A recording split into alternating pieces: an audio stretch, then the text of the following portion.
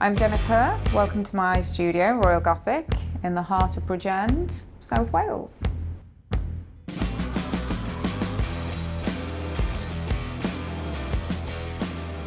This is a video feature covering my tattoo history, personal life and future.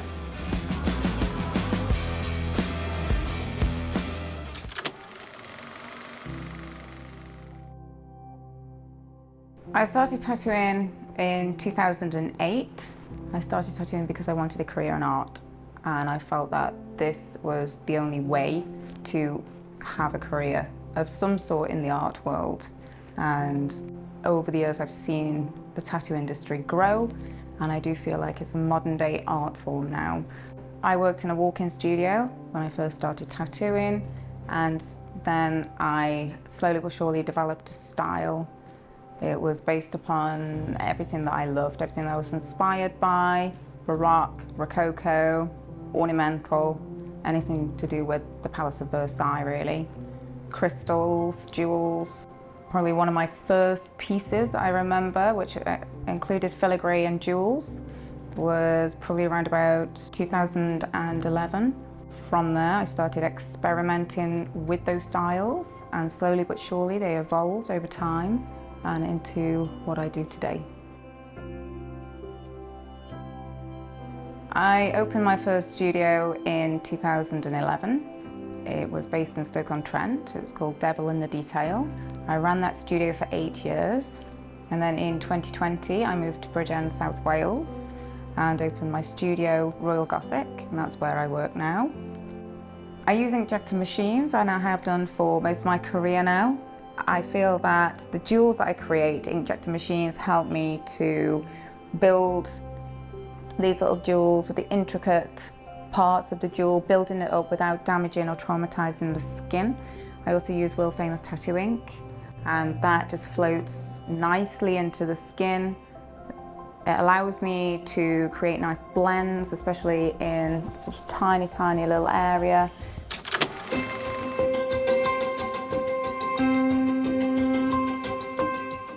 Some of my inspirations for tattooing jeweled and filigree pieces stem from my days as an art student. I loved anything ornamental, jewellery, Baroque, and so I just feel that this is a natural evolution of everything that I'm inspired by, and I took that into my tattooing work.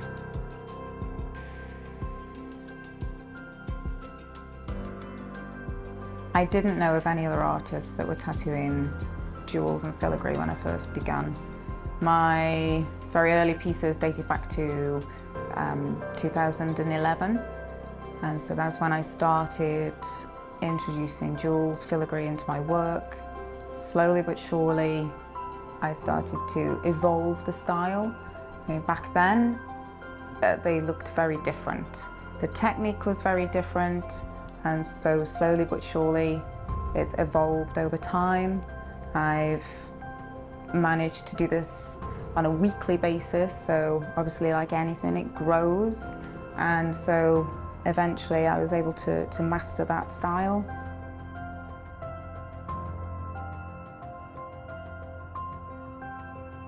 The most enjoyable collaboration has probably got to be with Ryan Ashley back in 2019. And she asked me if I wanted to collaborate at the London Tattoo Convention, and that probably has to be the most fluid collaboration that I've done to date, where we tattooed both forearms of our client, and we kept swapping in between. So the pieces, even though they're not exact, they look the same, and they're probably it's the most fluid collaboration that I've done, in the sense that you cannot tell who did what. They just work together so well, and that's really the best collaboration, is when you see a piece that looks that fluid and you can't tell who did what. The styles merge together just perfectly.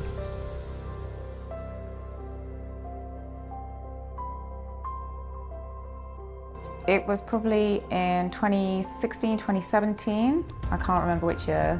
Art Insider did a video of my work, and it included all the jewels that I was creating, ornamentals, filigree, and that's when things really exploded. I started getting more clients from America, and that's when my client base changed. And so I was having people traveling to Stoke-on-Trent from the USA.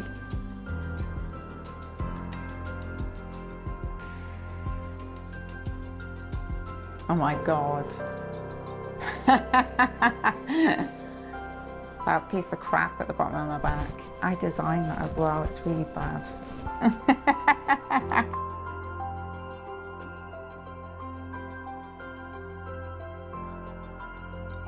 I prefer tattooing the lower arms. It's the easiest part of the body for me to get to without crippling myself. But I find that the pieces are very elegant, and you can do a lot with the lower arm area. It's just generally, yeah, I just prefer lower arms overall.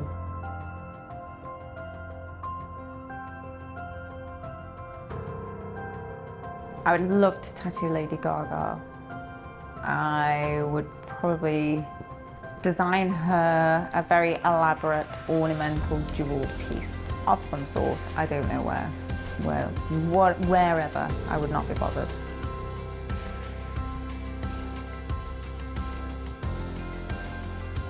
I probably haven't tattooed it yet. Every time you finish a piece, you can't help but feel like you could have changed something, tweaked something, and I know a lot of artists feel the same. When you finish a piece, you always see something in there that you could have changed. So that's what drives you as an artist, to do better, to carry on, to aim higher.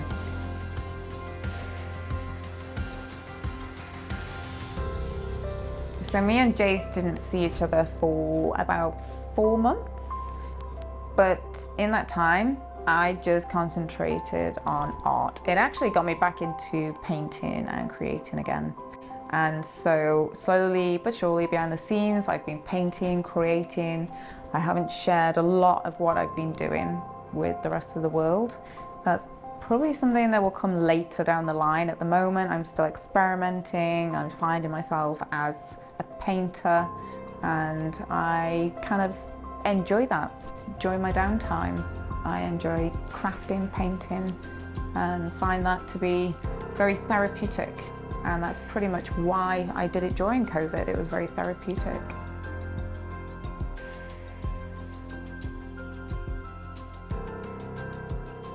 When I was at Devil in the Detail, I had a couple. I'm trying to think what I tattooed. The baby died. From what I mean, this was many years ago. From what I remember, I tattooed the footprint of the baby on both the husband and the wife. That's probably the most upsetting tattoo that I've done. As for the future, well, New York has become my second home. I began working out of Inkology Tattoo Studio in August of 2022. My client base was mainly from the US anyway, so I decided to take the leap, and now I work at a fantastic studio, Inkology, in Midtown, which is just around the corner from the Empire State Building. I work there with some of the industry's best artists. New York is very inspirational. I find it a very optimistic city. The setting of New York is very different to the UK.